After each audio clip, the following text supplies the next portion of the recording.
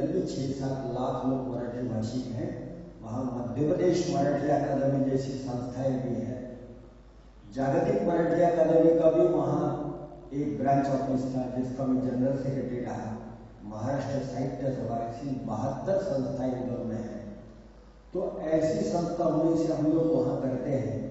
लेकिन रायपुर में इस ढंग से इस प्रकार से यहाँ कार्यक्रम हो रहा है जिसमें मुझे उपस्थित रहने का, केवल उपस्थित नहीं सम्मिलित होने का अवसर मिला। विशेष तो उसमें एक और बात मैं यहाँ कहना चाहता हूँ। विशेषता क्या है, तो जब हम लोग किसी जमाने में पेशवा गए थे अटके पार, पेशवा वहां चले गए अटकते कटक, फिर बाद में कुछ विद्वान लोग चले गए, फिर बाल गंगाधर टिळक, अगरकर, गोखले, इनका नाम भी आगे गया, बाहर तक चला गया। फिर नारायणकर, माशेलकर, गोवारीकर, उनका भी नाम गया, महाराष्ट्र से आगे। तो हमें बहुत हर्ष होता है कि इस प्रकार का भी हमारे लोगों के नाम आगे आगे जाते हैं। फिर साथ में हमारे राष्ट्रपति है, उनका भी नाम महाराष्ट्र से आगे आ गया। तो जैसे इन लोगों का नाम आया वैसे इनकी विशेषताएं भी हमारे महाराष्ट्र के बाहर आती गई। तो इन विशेषताओं में कुछ ऐसी भी विशेषता है जो अन्य लोगों को अभी भी अचंभित करती है। क्या अचंभित करती है, क्यों करती है? तो उन लोगों को लगता है कि अरे आपके लोग तो इस प्रकार से पूजा पाठ कर लेते हैं कि हम लोग तो विचार ही नहीं कर सकते। किसी ने कहा मुझे कि यदि आपको यज्ञ करना है तो कितना खर्च लगेगा? मैंने कहा यदि मैं बताता हूं उस पद्धति से आपको वास्तु शुद्धिकारक होम करना है, दत्तयाग करना है, तो आपको जितने पैसे में, जितने खर्चे में सत्यनारायण की पूजा आप घर में करते हैं उतने ही खर्चे में, उतने ही समय में वास्तु शुद्धिकारक दत्तयाग होम आप कर सकते हैं। तो जो मुझसे पूछने वाले थे वो इतने अचंभित हो गए कि ऐसे कैसे हो सकता है। हमने तो सुना था कि केवल अभिषेक करते हैं, रुद्राभिषेक, तो भी कम से कम 10 से 12 हजार रुपया खर्चा हो जाता है। तो यज्ञ के लिए तो लाखों रुपए कम से कम लगते होंगे। मैंने कहा ऐसा नहीं है, शास्त्र के प्रमाण है। ये तो परंपरा से ही चला आ रहा है कि आप पूजा कैसी करते हैं, उसके अंदर जिस प्रकार से आप पूजा करते हैं उस प्रकार से उसका कर्मकांड भी है, उस प्रकार से उसका भाव भी है। इस सब के अंदर अर्थ ये कहीं भी नहीं है। फाइनेंशियल मैनेजमेंट जो कंसेप्ट है ये हमारे कर्मकांड पद्धति में नहीं है। ये तो आपकी पूजा पद्धति के ऊपर निर्भर है कि आप उसको कैसे लेते हैं, कैसे करना चाहते हैं। वो तो गीता ने भी बता दिया कि आप पूजा करते समय या कोई भी कार्य करते समय सात्विक पद्धति से करना चाहते हैं या राजस पद्धति से करना चाहते हैं। तो सात्विक है तो जंगल में रहने वाला आदमी पत्रम पुष्पम फलम तोयम इस पद्धति से पूजा कर सकता है, और राजस पद्धति से करेगा तो राजोपचार पूजा, जैसे राजा पूजा करता है वैसी पूजा करेगा।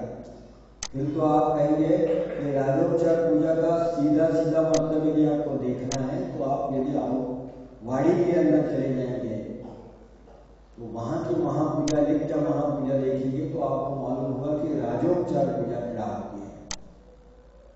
वहां तो यदि नित्य पूजा करते हैं तो उसके अंदर किसी ने कहा कि पयादि पंचामृत स्नानम समर्पयामि, पयस्नानम समर्पयामि, मतलब दूध चढ़ाएंगे। तो वहां 5-6 घड़े तो दूध चढ़ाया जाता है, 5-6 घड़े इस प्रकार से दूध चढ़ा देते हैं। फिर उन्होंने कहा घृतम समर्पयामि, घृत स्नानम, तो फिर इतना बड़ा भगोना रख के या घड़ा भर के घृत दिया जाता है। फिर वो घृत से पादुका की सफाई होती है। फिर दधी बोला तो फिर उसके अंदर आपने तपेले भर के दधी है। मधु बोला तो 2-4 लोटे तो शहद दे देंगे। तो उसको कहा राजोपचार पूजा। परसों मैंने जैसे पंडित साहब ने कहा कि आळंदी के अंदर मेरा सम्मान हुआ, तो विशेष सम्मान ये था कि अभी जो एकादशी की उस दिन मैंने ज्ञानेश्वर मौली की पादुका की महापूजा की, और उस समय आळंदी संस्थान के अध्यक्ष थे उपस्थित, उनके उपस्थित। तो वहां विशेष महापूजा के समय इस प्रकार की राजोपचार पूजा की। तो उन्होंने कहा कि वाह साहब आपको तो अत्तर लगाना है, तो हमको तो मालूम नहीं कि अत्तर इतना सा लेके थोड़ा लगाते, और उनके ऐसा नहीं, 5-6 जो बॉटल थी इतनी सब उसके ऊपर उड़े गई। उन्होंने कहा आप फूल से आप आराम से जैसे तेल लगाते वैसे अत्तर आप लगाए। फिर दही के लिए उन्होंने से 2-3 पैकेट लाए थे, वो पूरा दही उसके ऊपर करके उन्होंने कहा नीचे से ऊपर तक पूरी समाधि को आपको मिलाना है दही से। इस प्रकार पूजा उन्होंने किया है। तो ये राजोपचार है।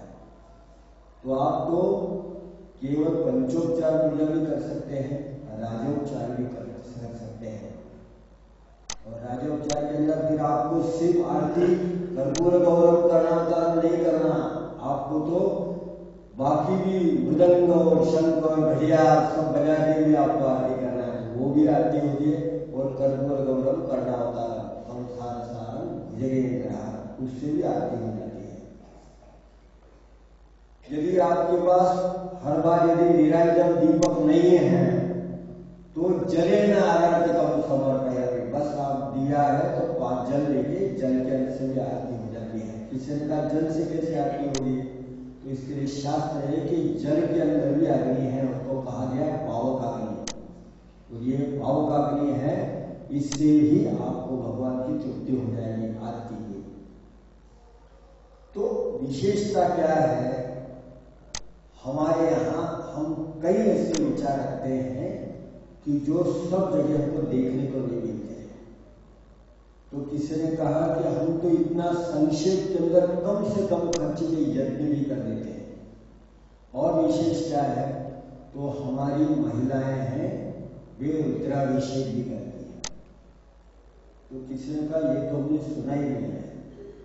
महिलाएं पूजा पाठ कर लेती हैं, बाजार में किताबें मिलती है तो किताब से तुलसी की पूजा है, विष्णु पूजा है, शंकर पूजा कुछ महिलाएं कर लेती हैं। तो हमने कहा इतना ही नहीं है, हमारे यहाँ तो महिलाएं पूरा रुद्राभिषेक भी कर लेती है, रुद्र का पाठ भी कर लेती है।